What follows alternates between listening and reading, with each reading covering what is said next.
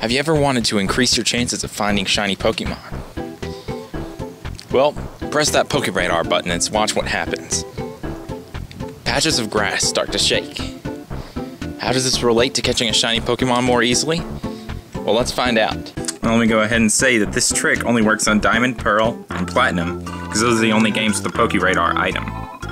I personally like to use Platinum because they refine the mechanics so it's a lot easier to see the shaking grass. If you are playing on a DS with a high brightness setting, or if you're just sitting at home playing it, you can easily chain on Diamond and Pearl, but if you're on the go a lot like I am, I like to use Platinum. And that's what I'll be using in this tutorial to more easily show you everything. Before you start chaining, you're going to need to have beaten the Elite Four and the Champion and obtained the Pokeradar. You're also going to need a ton of repels of some sort. I usually buy super repels just because of the cost for buying in bulk being better than max repels. You're going to need at least 100 of them, because sometimes chains go on for unexpectedly long times. You're also going to want to have Poketch app number 20, although it's not required.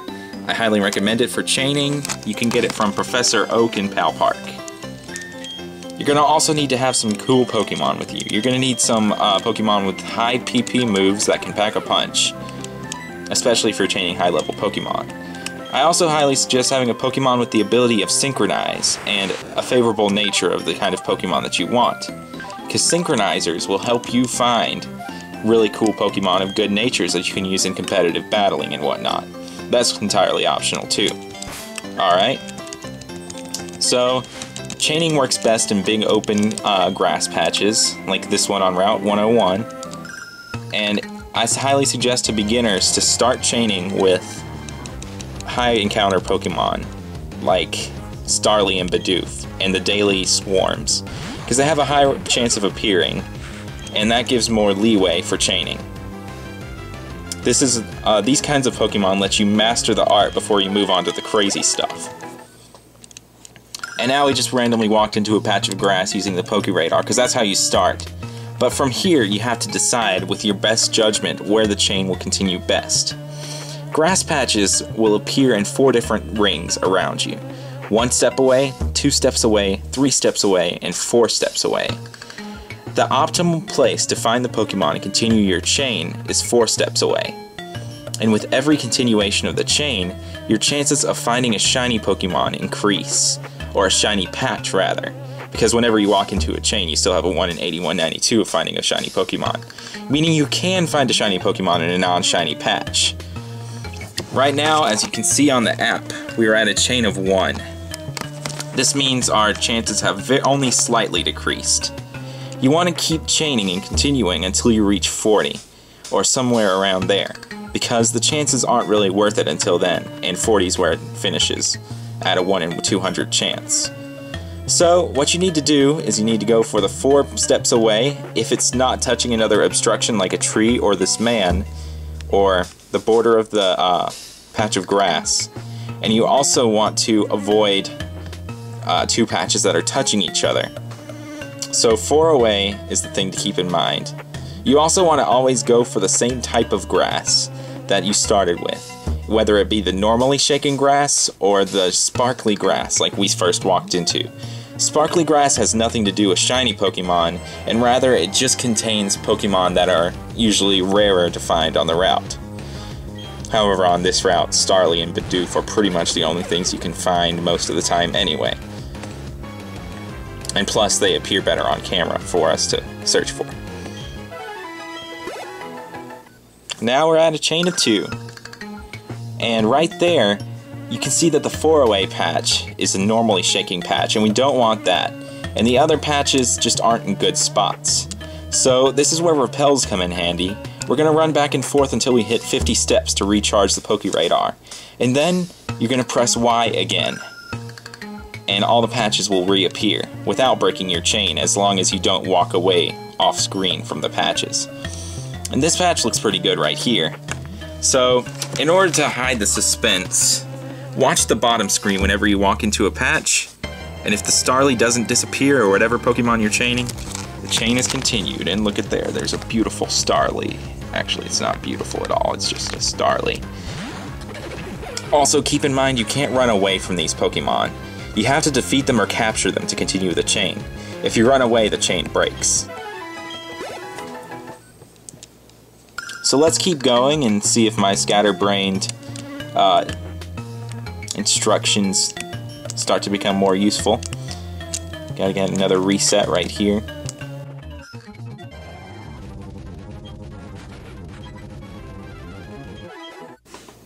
And another important aspect of chaining that you have to keep in mind is patience.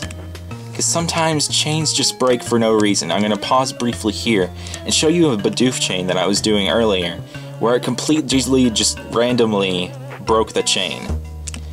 It was kind of disappointing, but it just happens sometimes. You have to be patient and willing to accept that chains just randomly break sometimes. And in that case, I suggest saving before you start this so you don't waste a ton of repels.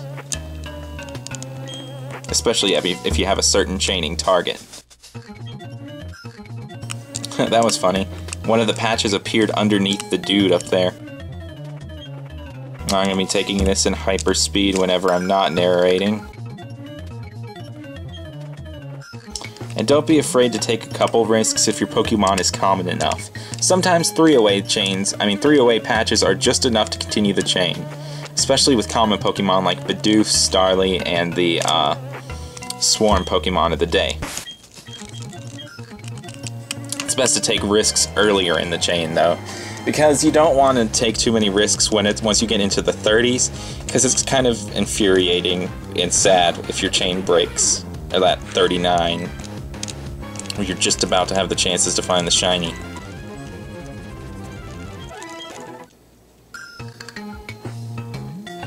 Okay, many people say that these 4 patches away that are directly there or in the corner have a really high probability of breaking your chain. However, this hasn't been the case for me. These have almost always continued my chains. I think the thing really is in the pattern of the patches appearing, like them being adjacent to each other, or touching. Or just things randomly breaking for no reason out of bad luck. That's really all I can think of for chains breaking. The weird thing is that this whole mechanic's been hardly elaborated upon by Nintendo and Game Freak themselves. Be right back.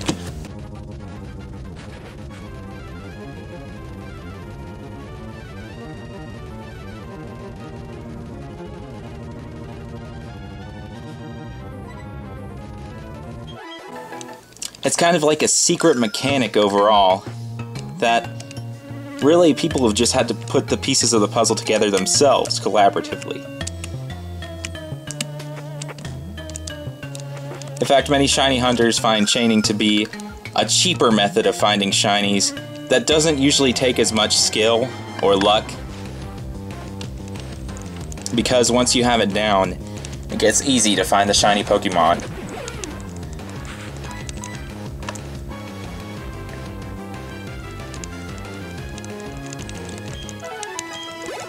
But keep in mind that this chaining stuff only works with Pokemon found in the grass in the Sinnoh region, as this is the only time the Pokeradar has ever appeared, and you can't use it in caves or on the water, so there are plenty of Pokemon that still have a ton of value through only the Masuda method or regular shiny hunting through random encounters.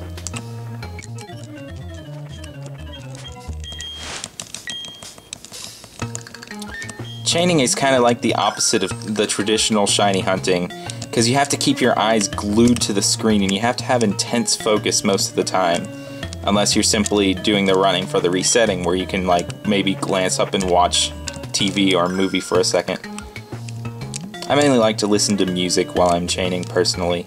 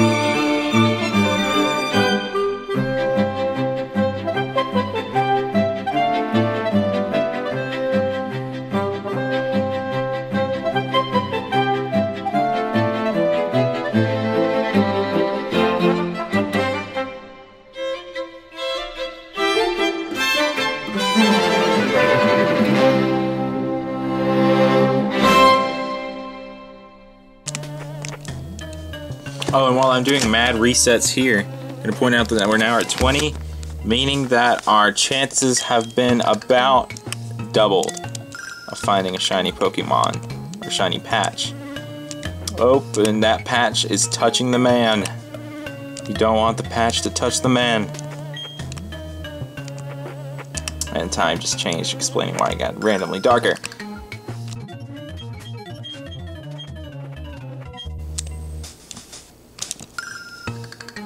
Nope. Not a single one of the right type of patches has appeared. Now, the chances are really slim, but sometimes walking into a patch of a different type can continue your chain. And it doesn't matter if it's from sparkling to normal or normal to sparkling.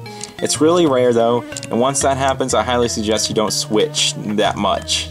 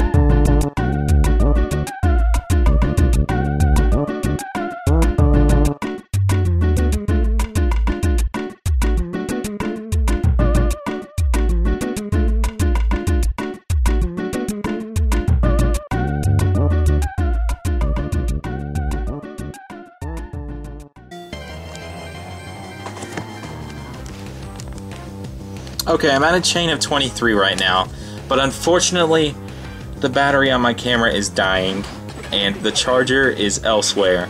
So I'm either going to swap cameras for a moment, or I'm going to stop filming. So I'm gonna go stay on this battle and see if I have any other cameras lying around. Alright, so I managed to find another old video camera. Not really old, it's my old one with the cracked lens that I used in other blogs. And it's actually sitting on top of a giant pile of floppy disks right now. Which kind of makes it easier for it to play, actually.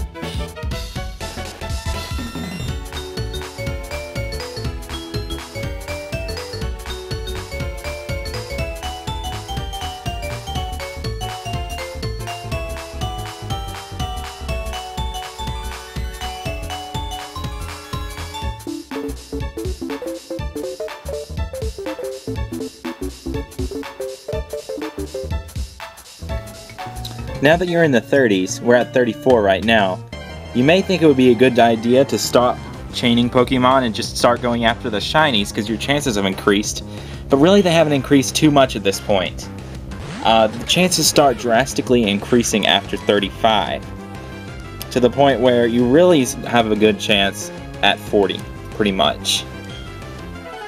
The chances only barely drop until about 35, and that's whenever it starts to get drastic, so you just want to make sure that you just keep going, because you have a higher chance of getting your chain to 40 and finding the shiny than finding the shiny at like a chain of 35.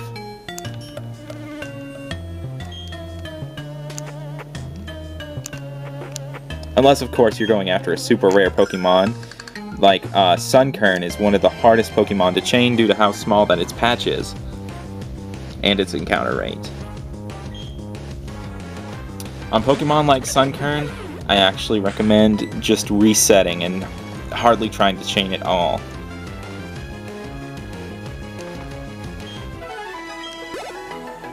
And really, you can get as many shinies as you want. You're only limited by your carefulness and your repels. We're about to round out with the last 4, hopefully.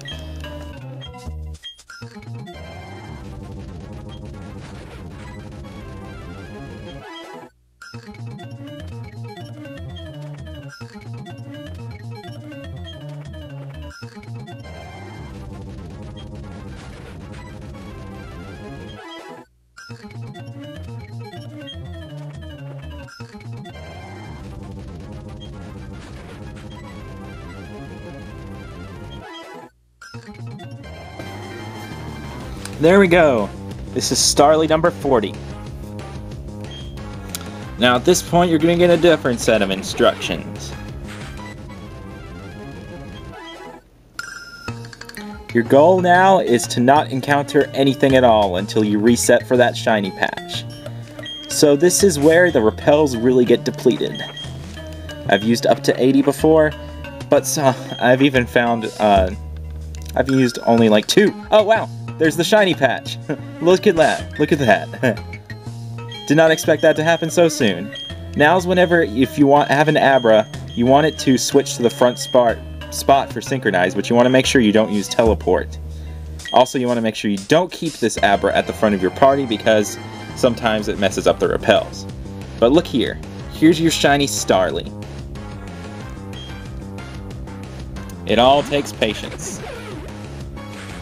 Now catch it however you want. I'm gonna try out a timer ball first turn as a joke.